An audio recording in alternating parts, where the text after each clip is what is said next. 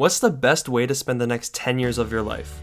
Is it to get an education, to travel, to pursue your passions and continually better yourself? The correct answer to this question all depends on who you're asking it to. Just a simple question like that can open a door full of possibilities. It's truly a great way to see who that person is. As for myself, I have a plan. These next 10 years are going to go by so fast and I can't wait to get all of these new memories. In this video, I will be going over my top 3 goals for the next years to come. My first one is to finish my education and become a teacher. My second one is to get a full-time teaching job and have my own classroom. And third is to pursue growing an online community through some form of social media entertainment.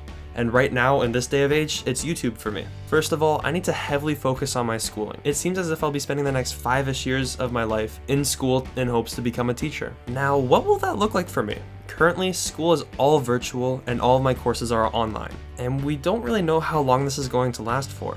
I truly hope that it's a short-term period, but I have to prepare for the worst. Luckily, I am incredibly tech savvy, so I haven't really had any issues with it, but if anything, I've learned how to use Zoom better because pretty much all week I'm in Zoom classes. So in reality, I'm ready to take on however many more years I'll be in online education. But there is one issue. How will I manage to keep myself motivated if I can't see my peers on a daily basis? I can only see them through Zoom breakout rooms. I've already started to notice my motivation decreasing as the semester has progressed. It becomes harder to push yourself to get that one assignment done or to wake up on time for class. Personally though, I've still got some grit left in me to push through the rest of this semester and the rest of the year. But in a year or two, if we're still online, will I still have that motivation to continue on? According to an article from Educational Technology Research and Development, the students who have a great amount of motivation in their courses end up thriving and improving when new tasks arise. They also keep asserting a steady effort towards their work and stay on top of their assignments. Now that this is true,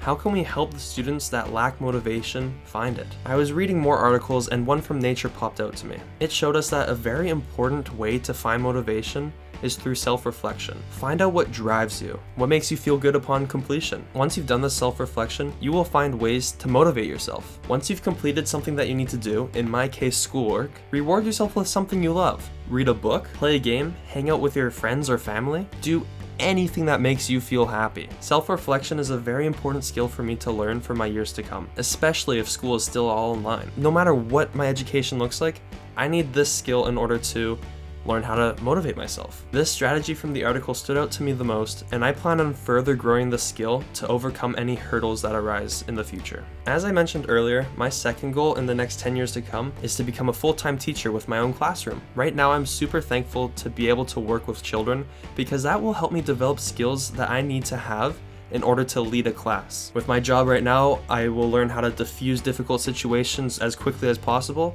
I can teach a kid how to count to a higher number or how to spell a word or what a word is read out as. There's so much I can learn on how to teach kids with my job now. But once I do get my own classroom, there's a bigger learning curve that I must conquer. I was reading from the Instructional Science Journal and it explained to me that new teachers need to constantly be seeking out accessible information in the classroom because they have not yet fully developed the skills they need in order to process everything effectively. This just goes to show me that I won't have it easy in my first few years of teaching, but each year I will gain and advance in new skills in order to become the best teacher ever. Speaking of best teachers, do you remember your favorite teacher? I'm sure that we remember something great that one of our teachers did or something that they told you that kind of changed your life in a way. A lot of the time, teachers leave a lifelong impact on their students. In this article from International Journal of Educational Research, it went on to say that a lot of people have really good memories about their teachers, even when they're on in their 60s or 70s. This means that us teachers have a great amount of power. Just think about it, if you're working with kids, you have the power to change their lives.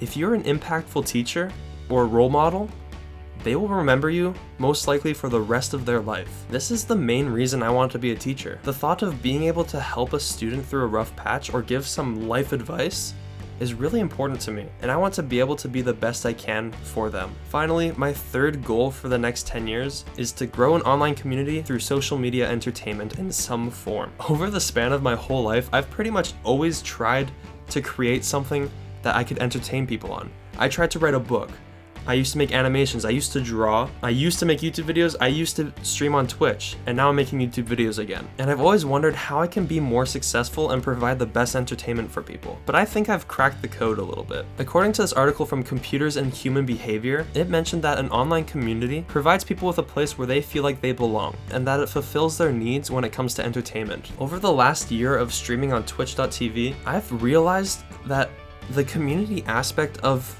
my streams is so important, and I feel like that's the best part about streaming or content creation.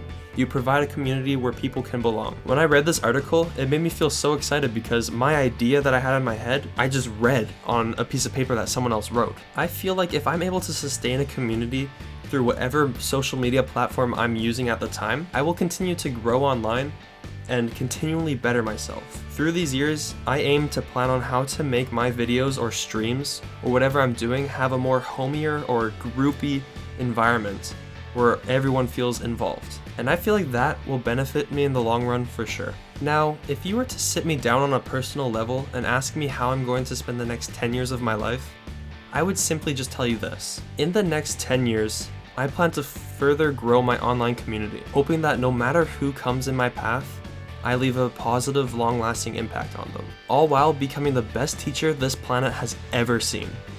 Thank you guys.